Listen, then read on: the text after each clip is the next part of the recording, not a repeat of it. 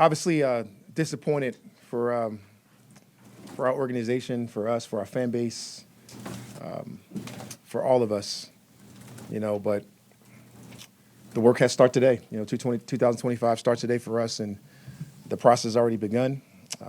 Obviously, the things that we have to do, myself, Terry, Greg Beatles, all of us involved, getting together and figuring out how to be where we want to be and find a way to get there. And with that, I open up questions. Yeah, Coach, what will be some of the keys as you move forward to try to, move up in the National Football Conference and be a legitimate playoff contender and maybe even make the playoffs in the future? Yeah, you're exactly right, Led. We got to go out and find ways to get better. And we got to continue that growth mindset that we started this year that we were not able to finish. We came up short, and it's disappointing for all of us, how it happened.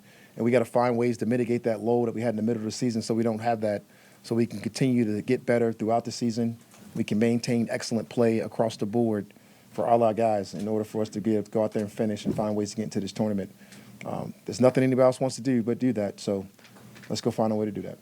What went wrong? I know it's early. Y'all haven't had time to do the extensive film review, but what were some of the things that went wrong? You were at the top and ended, a little bit below that. Yeah, we didn't do a good enough job. It starts with me. We got to find ways to win games.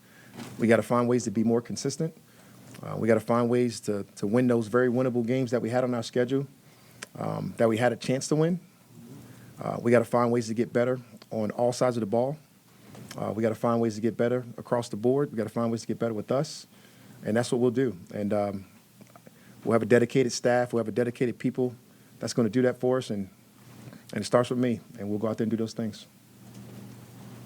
When you look back at yesterday's game, were you able to pinpoint why the defense performed the way it did? We had an awful game. We gave us some explosive. We had a game like that just recently in Minnesota where there was some confusion calls in the back end and allowed wide open players, and we can't do that. And those are things that can't happen, and it doesn't matter who goes out there. It doesn't matter what happens. The understanding has to remain the same. We have to breed that kind of confidence about us. And, I don't want to discredit Carolina, what they were able to do. Bryce made some plays, made some people miss, bought some extra time, made plays down the field. But we are definitely better and more capable of playing at a higher level than we did yesterday. Raheem, on Lake, are you expecting him returning, and how do you just kind of evaluate his overall year? We got to evaluate all of our coaches. We got to evaluate all of our players. We got to evaluate everything that we do from a whole program standpoint, and we will do those things. That's what starts today, Daniel. That's when we'll get out there and get those things going. We'll have a couple of days, couple of weeks, couple of everything to evaluate everything. We'll have a chance to get back together and really talk about these things, and that's the process that happens now. There'll never be anything that's the same in the National Football League, whether it's players, whether it's coaches, whatever the case may be, since I've been here. So since I've been lucky enough to be in the league, that's just how it is. We'll do those things now. Coach, obviously this isn't the way that you envisioned it ending for the season, but what are some of the pros? What are some of the positives that you take out of this season that you start building on from the ground up going into next year? It definitely starts with what we talked about when I first got here, talking about getting the quarterback in that room and what we wanted to do for the long term. And Michael Penix in these last 3 games has definitely shown us that, and that's definitely our positive. Pairing him up with Drake London, pairing him up with Bijan Robinson, and watching that combo get a chance to start fresh and do some things will really be positive. Getting Mooney back are some of the things that's going to be positive. Obviously, watching those guys go and grow is some things that you want to really, really lean on. Watching a young guy like A.J. Terrell get a contract this year and really assert himself into a leadership spot. Jesse Bates having the ability to play at a very high level. And guys like that and be able to do things like that is something that really fires you up. There are guys all around that you got great character in, like a Grady and some of those guys that we got people that can do those things. And, now we got to go out there and do it, right? You got to start the thing over, and you got to build up those positives, and you got to find ways to get better so you can compete in the things that we want to compete in and be able to do those things at a high level. Do you envision changes? From a bird's eye view, I know it's early, but do you envision things kind of changing? I mean, I haven't been around the league for a while, and very rarely do things get a chance to stay the same. And there's always going to be changes from all standpoints, and there's always going to be changes that you can do, especially when you start the evaluation process. I think the thing about being brutally honest with yourself, I think, is about being brutally honest with each other and really having the ability to go out there and really participate in order to do the best thing for our fan base and our fans. How do you evaluate the year you had on special teams? Obviously, a couple kickers coming in, the return game.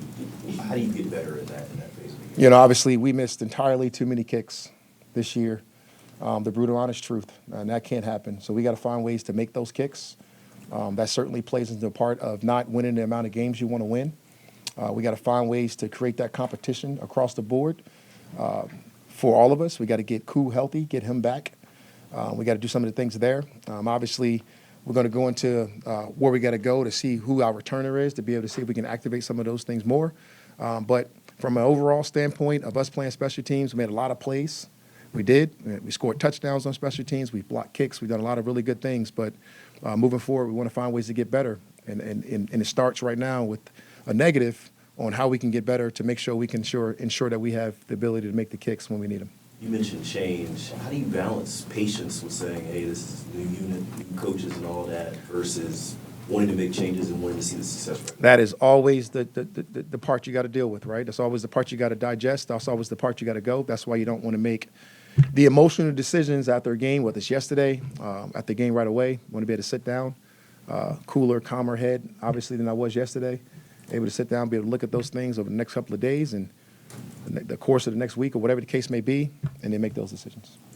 Where do you proceed with Kirk? You've obviously been firm in your commitment to Michael.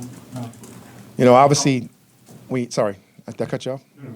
Obviously, when you're talking about Kurt, you know, we were talking about where we ended it last, and he did exactly what he told me he would do. He would be the best backward quarterback in the National Football League, and that's where he's at. So, obviously, those things will come up in these same discussions. Those things will all mask themselves. You know, Kurt left today, gave me a hug, and said he'll talk to me soon, and we'll make some of those decisions, obviously, with him, obviously because of his contract status and all the things that he's talking about, right? So, like, you just never know, and I think that's the part of the process that we'll go through right now with him. I'm sure y'all have contingency plans about that contract and about Kirk, but how much does it kind of look, when you're looking at the plans that you want to do and the steps that you want to take forward, how much does that decision on what is happening with Kirk dictate what you do moving forward in this offseason? All things you really just focus on with Terry. You know, that's like the Terry neighborhood. We'll get together and kind of have those discussions. We'll be able to put those things in alignment, how we got to have it. It's the cost of doing business, how you go about your process, and you know, all the things that I'll definitely have high discussions with Terry about. When you look at offensively and what this team was able to do, not just yesterday, but the last 3 weeks, and you talk about Michael being the light at the end of the tunnel, does that almost shift priority this offseason to firming up the defensive side of the ball? You could say that, Tori, but, you know, realistically, like, it's whatever you think you need to do to win. You know, it's like that's always going to take precedence. And when we get a chance to do all the evaluations and get a chance to look at our team, and you get a chance to look at it on paper and get a chance to watch those guys go out there and participate in the off seasons and do some of those things, that will always be a real focus on what you need to do in order to win football games. You're obviously disappointed right now, but looking at yesterday and the offense, career highs, you know, for Deshaun and Drake and obviously, you know, Penix.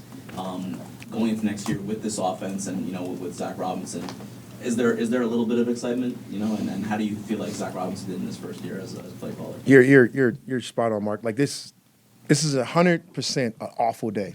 Hate it, right? And it's disappointing. And the results and what we got and for our fans and for us is disappointing, you know. But when you look at those guys on the offense side of the ball, it does create a certain urgency and a certain excitement for you personally. And this is a disappointing day because you want those guys to be able to showcase that at a high level. And we'll get there, you know, and it's our job to get there, and we have to get there. But it's certainly a disappointing day when you know you don't get a chance to do that. How much did those 3 starts for Michael, how much will that help propel him into the offseason and growth? Because now, you know, he didn't sit on the bench all year.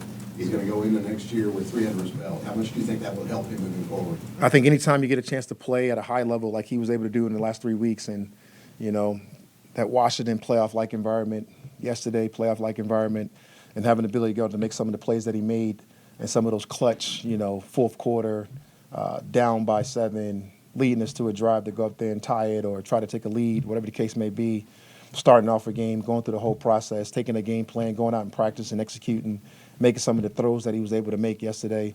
All of those things will propel him into 2025, which starts today for us. But that's certainly a part of the stuff that's going to help him get better. He had just got going. He was starting to get confidence. He was playing with a lot of confidence.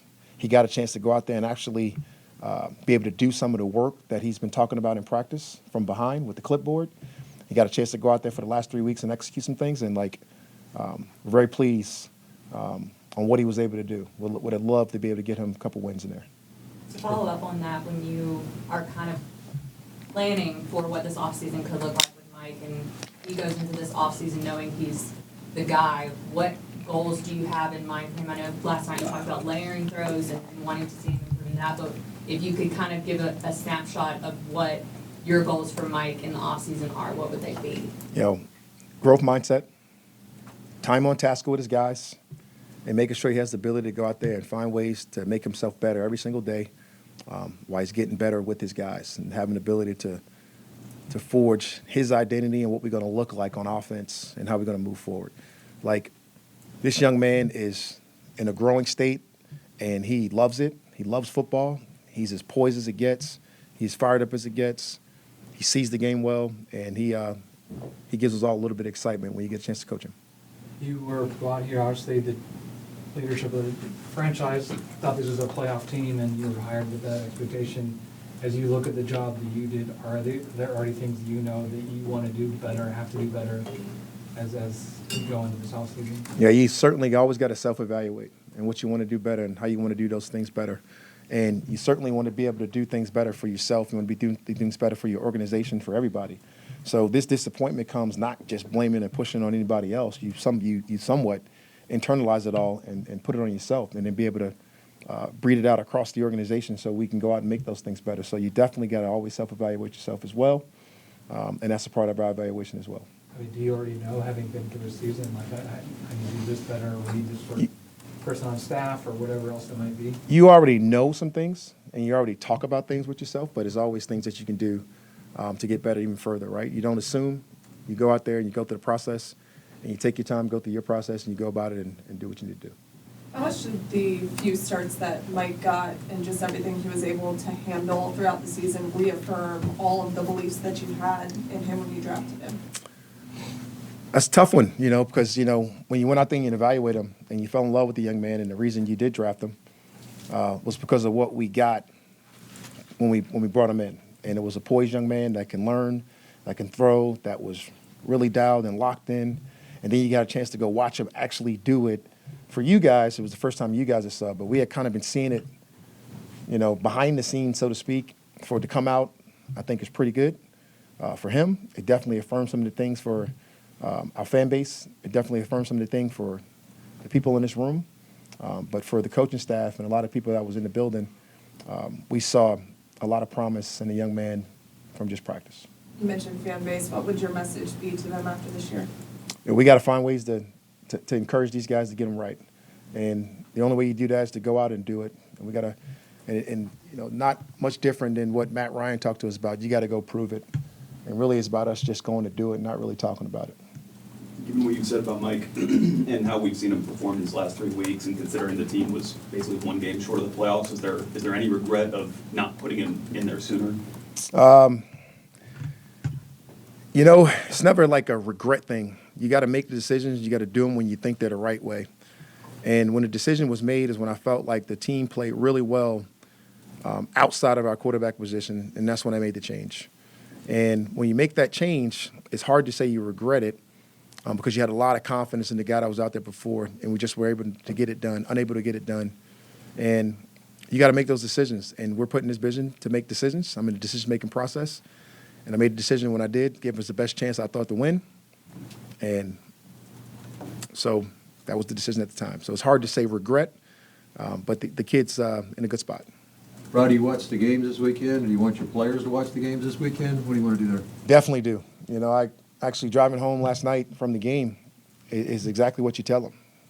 And you get a chance to talk to a couple of the special players on this team that you guys know. I won't even call all their names, but you call them and you say, hey, get away a little bit, get a chance to watch these playoff games and let it sting. You want that to sting. You want that to simmer. You want that feeling of that want to hit them. Just like your coaches, you want all that stuff to happen because the only way you get it is you absolutely want it and you go for it. And now we just got to do that. What have the conversations been like with ownership, Arthur Blank, about the direction that you all headed coming off this season? You know, it's kind of unique when you talk about Arthur because I get a chance to talk to him so much, right? We get a chance to conversate every single week. We get a chance to talk about what it takes to win a game. We get a chance to talk about what went right or went wrong every single game. And that is kind of our exercise that we always go with him. And like realistically for him is he wants to win. And we don't necessarily have to talk about it. It's the message for us right now is to go out and get it done. And 2025 for us starts now, and it's our job to go out there and find ways to win. Regarding what I asked you before about things you can do better, is game management, clock management, something that you feel like you need to improve on? Yeah, we've had like probably one of the better years when it comes to going for it on fourth down. You know, obviously you had one of those deals, the snafu, whatever you want to call it, with the timeout, you know, and that was the decision you made. That's a part of making decisive decisions and really doing it at the time. But, you know, when you really go back and look at it, it's been one of the top notches in the National Football League, and that's always something you want to go review. Like you'll review those things from a year basis every single year of football. That's how you learn. That's how you grow. That's how you make decisions. That's how you go about your business. So, like, when you do that, that's going to be a week-to-week. That's going to be a yearly thing. That's going to be done from a history thing of situational football and how you get that better and what's the best ways moving forward. So, yes, you always look at those things.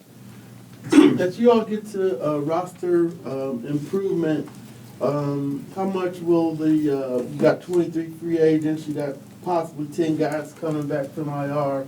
Is that kind of the first place you all look internally and trying to improve the roster? Definitely. You start with your team first.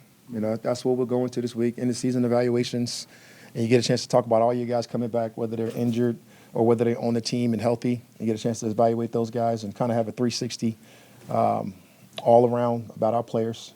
And then obviously that opens up into UFAs next, and then obviously to our college draft and so on and so on. And, you know, obviously the undrafted free agents after that, in order ways to acquire talent and acquire players. And those things are being done. And that's all collaborated with obviously Terry and his team and Ryan Pace and Kyle and all the guys that are involved with that, and Tumbo and everybody that's able to give us information. Now is the time for those guys to really catch the coaches up to all the things that we got to do, that they've been doing, the work they've been doing behind the scenes.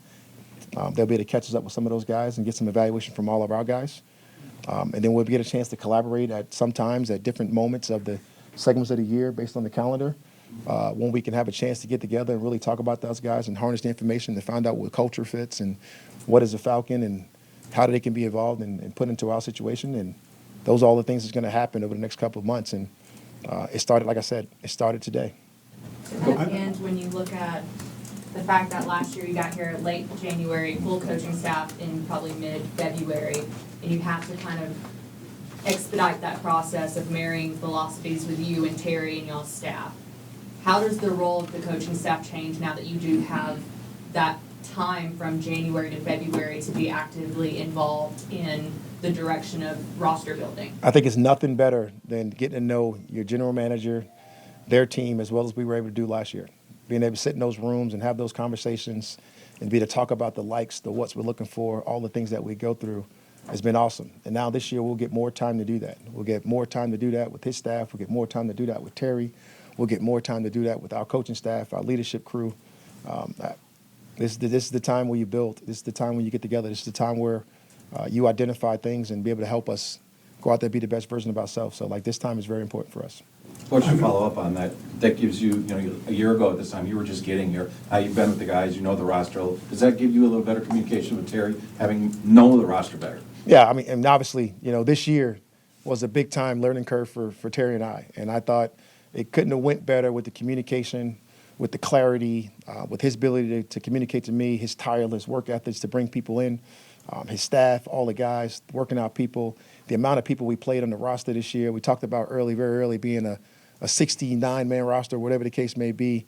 And we talked about playing people on the practice squad. And you've seen guys get flexed and moved up and moved down and all kinds of stuff throughout the course of the year to try to win games. But, it only gets better moving forward with Terry Fontenot and those guys and Cal Smith and what they've been able to do because of the tireless effort that they put into it. Ryan Pace, I can name all those guys. They just done such a great job of communicating with the coaching staff, our building, our players. It's all one, and it's coming together just like you want it to. I know you weren't here at this exact moment like last year, so you can't really compare it exactly, but what's your perspective on the progress you guys made as a franchise? It's a reality check for all of us, right? Let's not kid ourselves. We're one we're one more game removed. Like let's just call it what it is, you know. So like, you know, I'm not going to sit here and give you this furry, fluffy tale how much better it is. Like, look, man, we got to go win football games, and that's our job, and that's what we want to go do. So like for us, we want to go. Coach, again, you know, focusing on the things that you take into next season, the positives and what you have to build on. You got some good players here, and as you just mentioned, you got some really special players here. One in particular, Penix mentioned that he told Bijan how insane he was and how difficult it is sometimes for him to carry out his play fakes as opposed to wanting to peek to see what he does. What's your, you've been in the league for a while, you've seen a lot of players. What's your assessment of, you know, Bijan, and were you expecting him to be what he turned out to be when you took over this team? Bijan is special. Probably not the greatest day to talk about how special, but like I told you guys numerous amounts of time, I mean, the human, the football player, the character, soon-to-be leader, taking on an even higher role, wanting it, asking for it, the workload that he was able to carry for us this year, all of those things, from an offense, defense, special teams, whatever it is, you know, whatever you ask him to do, he's going to be able to go out there and do, and he's going to be able to go out there and help you do. He's a special human. And for me to say that I expected that, I don't know. Like he's as special as you get. You know from your involvement with this organization how long there's been discussions about improving the pass rush. Would you have expected the late season surge in sacks to have a bigger impact on the overall defensive production? And was there enough improvement shown that doesn't have to be an all-season priority any longer? You never say it's not going to be an off-season priority. You know, like just for the philosophy of the organization, it starts up front.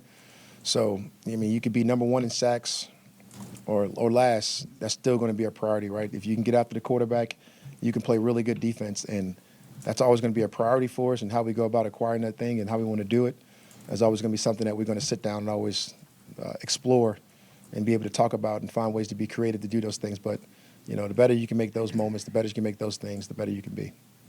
The way you're talking about Terry makes me assume this, but you know what they say about assuming.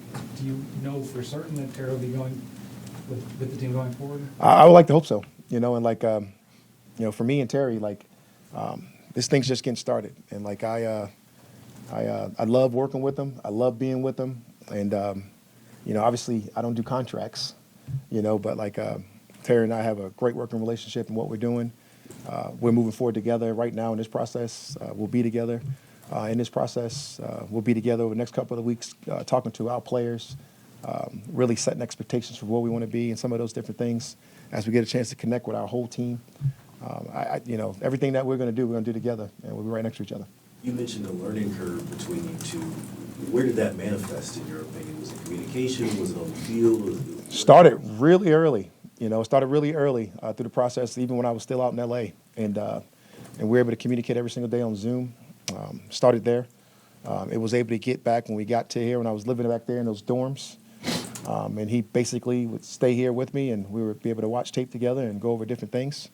And it just kept going and growing throughout the season as we were able to communicate and talk about the dialogue of our players. We were able to talk about the what it takes to win each game and how we wanted to present those things and how much support that he has been able to show me throughout the course of the year. And now I just can't wait for next season to show it. You were here year one of Quinn when I want to say you guys started 5-0 and ended 8-8, right? It's not eye to eye, but this kind of feels a little similar to that. Do you feel like you guys have what you need to make that year one, year two leap? Again, Daniel, you got to go prove it. And don't matter what I think right now. You know, when the season starts next year, I got to make sure we're ready to go prove it. Remember what happened that offseason that kind of allowed that leap? I could tell you what happened. You know, I moved to offense. We went out and got Mohamed Sanu in free agency. We went and got Alex Mack in free agency, play center for us. Matt Ryan was back. We added Taylor Gabriel at receiver. We were able to go out there. Our two young dynamic backs played really well. We were opportunistic on defense, getting the ball back. We had a pretty good year. We've talked a lot about the offense's potential moving forward, but where do you see the defense? There are more players whose future in Atlanta is questionable as opposed to the offense. I think it kind of starts with the core guys, you know, and we talk about the core guys, talking about A.J. Terrell, and the year he had this year was outstanding, and he played really well. You're talking about Jesse Bates. We're talking about the things that he's done and been able to do since he's been here as a Falcon, and really the same character traits that you talk about when you talk about our guys and what they do and how they do it. The development and the growth of Caden Ellis over the course of this year, in the last couple of years, and who he's become and all the things that he affects, whether it's pass rush or run fits and everything on our defense. And then really that youth group that's got to come be a part of that fold when you're talking about some of the guys we're getting back, the Trices, you know, Rook in his second year, Dorless and some of those things and pieces like that's going to come together on that side of the ball. And then you always got your free agents and people like that you got to go out there and look at and see what's going to happen. But you know, obviously that part of it all starts right now. You know, obviously offense had a really good day yesterday. It's easy to talk about the big three from yesterday. And then Mooney obviously didn't play with the shoulder, but you always got to think about that. 2 receivers, almost 1,000 yards, 2 backs, one with 15, one with almost 7. Best years from Ray McLeod and things of that nature. But you got a lot of similar traits over in the defense, and they showed it in small segments and windows. We just got to make it more consistent throughout the stretch. Why was there that confusion in the back end that you referenced yesterday? You know, you got to play visual defense at times in zone, and when those things happen and your vision is off, you can mess those things up. When you get thrown out, when you're not the starter, some of those things can happen, but those are all things that you got to clean up. Those are all things you got to have better. Every single week, something you got to work on. Raheem, most games are tight in this league. But you guys played in 12 one-score games. Yes. You were 6-6 in 12 one-score games. I'm assuming it's part of the evaluation process, but do you break those games down and look at maybe why one didn't go one way and one went the other? 100%. You know, it all goes back in those tight games and those moments, right? What do those winning moments come up? And what are they going to be? A lot of times they end up being situational things. You know, I can think about the winning moments that went our way, and I can also think about the ones that didn't. And those are the big-time moments, right? You know, the Tampa game, the slider with a timeout, kicking a field goal for a walk-off. You know, in the New Orleans game, into the Philly game, driving down there for a 2-minute score, getting it done. The situational drives. And then you can think about the ones that didn't go your way, the last 2 weeks, so to speak. So it's just like those are the moments you got to go look at. You got to go find those winning moments. You got to bring those out more and more. Can you talk specifically about the confidence with 8 seconds left at the end of the first half to give Penix one more shot instead of kicking the field goal there to get the touchdown? That's where he's different. You know, like the trust that this staff has in this young player to be able to execute some of those things is probably a little higher just because of who the guy is. The poise, his attention to detail, to be able to explain it to him very calmly from the headsets, from the field, to watch him know that he's got to get this ball up and down in 5 seconds so he can kick this field goal if he doesn't get the completion. And for him to have the 2 shots to Drake at the end of the half was situational ball at its finest. Anything else? All right, thanks everyone. Thanks, Coach. Thanks, guys.